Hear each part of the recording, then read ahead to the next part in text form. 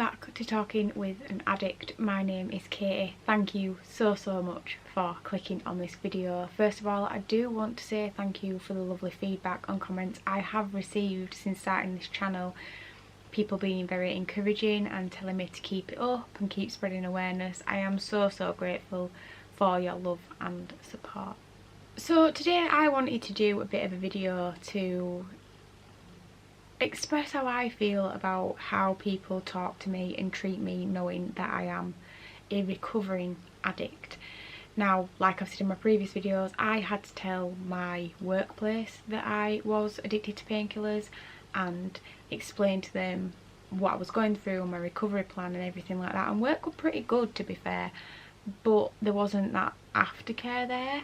And I've asked why. I've asked a lot of people why, since admitting to being an addict and going through recovery, that nobody really addresses it and nobody really speaks to me about it. You get the odd couple of people that make comments, but a lot of people have said to me that they've just sort of let me get on with it because they don't really know what to say and they don't know how to react about it. They like acknowledge it and they understand and like, right, okay. But for me, a lot of people didn't actually know I was an addict until it came out in the news article on the BBC, which will be linked below, and the news at 6 o'clock that I was on, and a lot of people were shocked. A lot of people were like, oh my goodness, you know, we had no idea. Like I've said before, addicts are amazing liars, unfortunately. And when people sort of found out, they were like, oh, you know, congratulations on doing so well and coming clean. But nowadays I get comments like, well, you've been clean for 15 months, so they shouldn't really bother you anymore, and you know, you're over the worst of it. I love that one. I love it. You're over the worst of it. Where in reality, I'm not. I still wake up in the morning, and when I've come round and I'm getting ready for work, the first thing I probably think about is painkillers. And the last thing on my mind at night before I go to sleep is painkillers. Now, I don't go around saying, oh my god, I'm having a feeling or a thought or a craving, or I don't go around announcing it. I don't tell anybody. I acknowledge it and I get on with it, and I have that craving for about 5 minutes and it's like, right, okay, keep yourself busy, go do something else, go elsewhere, get in your car, drive to work, put music on and sing. That's the sort of way that I deal with it. But even to this day, people are very judgmental of me, and they're sort of like, well, you've gone through it, you've dealt with it, so that's it, it's done now. When you are an addict, or you have been addicted to anything in your life for a long period of time, or even a short period of time, when you've had addictive tendencies, it's not easy to just think, oh right, that's dealt with now, we'll let it go.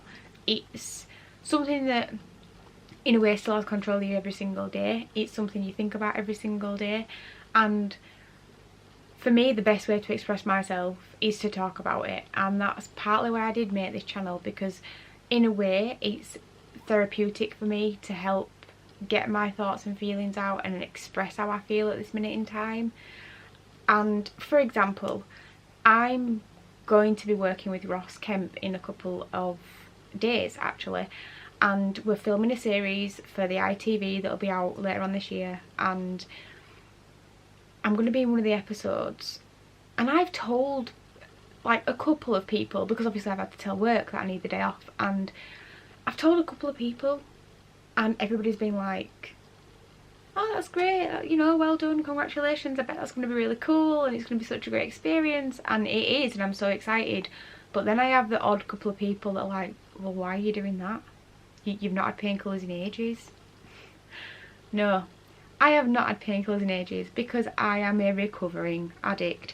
I might not take them anymore. I might not hide packets of painkillers everywhere like I used to, but I still think about them. I still have them on my mind a lot of the time. I still get phantom feelings and I still think about the feeling they used to give me, and I still have that inner addict in my head that's saying to me, oh, you really want them, you know, you can just take a couple and nobody'd know. And I deal with that in my own head every single day.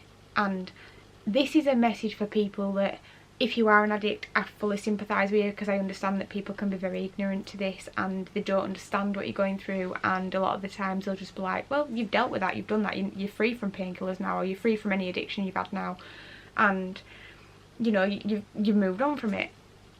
I know that you will never move on from being an addict to anything. You will never move on from it, and it will always be a part of you. You will always have addictive tendencies, and it's not something you can just turn off like a light switch. You can't just stop being an addict. And as I've said previously, when I was younger, I was addicted to energy drinks. I used to drink 12, 14 cans a day, and even now, if I have one energy drink, people will say to me, should I really be drinking that? When in reality I'm thinking, well, I'm gonna drink another 10. And I'm not as bad as I used to be, don't get me wrong. Obviously I have like one every now and again. If I'm very, very tired, or I've been up late the night before work, I do have one. And for me, it wasn't the Red Bull, it was the cheaper drinks, the cheaper branded energy drinks that I used to like, where you could get like 2, 3 for £1. And even now, like 5 years later, I still could sit here right now and think, oh, do you know what, I'd love to have an energy drink. 5 years later, I still get up in the morning and think, oh, I'm tired, I need an energy drink, and then on my way to work I'm like, okay, no, you don't need one, you're fine, but you don't think that way. And I think there's a lot of people out there, like for me, my friends and family are very supportive. They are so supportive, and I wouldn't have been able to get through this whole thing and process without them. But I think at times it would be nice if you know somebody who's an addict to just say to them, how are you getting on, how are you feeling, you know, does it still affect you, do you still think about it? Like, ask them about it, talk to them about it. Even though they don't speak to you about it and they don't mention it, it is on their mind all the time. You can't just go from having an addiction to never thinking about it ever again. And there's times where I've even brought it up with my mum and I've just wanted to speak about it, and I've said to her, like, I still have thoughts, I still have phantom feelings as if I've taken them, you know. And she's like, oh really? And then we'll get into a conversation about it. Now I know that my friends and family are supportive and they're here every single day 100%, but they aren't necessarily the people to bring the conversation up. I know for some people, when I've told them how many tablets I was addicted to, it was like, yeah right, of course you are, or of course you were.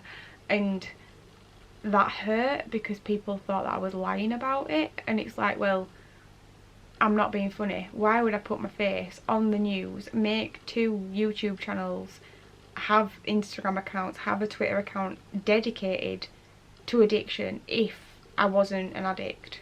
Like, I've not just had one addiction, I've had multiple addictions. And like now, I enjoy coffee. I really, really enjoy coffee. I love coffee, like I know a lot of people do out there. And when I'm at work, I'll have 2 cups of coffee, but I will come home and, like, now I've got a cup of coffee, but it's decaf, because I know that deep inside I probably am a little bit addicted to coffee. So I try to take that same flavour, just not all the caffeine and everything with it, which is another way that I'm trying to help myself. Like, I don't drink, I'm sober, I am teetotal. Me and my husband are both sober, and yeah, people don't understand that and people find it quite strange that we're 28, 29-year-old and we don't drink, we don't go out partying. But to be completely honest, it was one of my best friend's 30th birthdays the other week, and we went out in our local area and we went round a few bars, and I was getting like mocktails and people going, oh, that looks really nice, what is it? I'm like, it's a coffee, again, coffee mocktail. And they're like, don't you drink? Why don't you drink? And I'm like, because it's a personal choice. I have an addictive personality. When I was younger, after losing my dad, I would go out Thursday, Friday, Saturday night and drink until I blacked out. And I joined a gym and sorted myself out. I'm like, right, okay, that's it. I'm not going to drink anymore, because I was doing myself damage, because I just don't have that off switch. I don't have that inner thing to say to me, stop Katie, you are taking too much, just stop.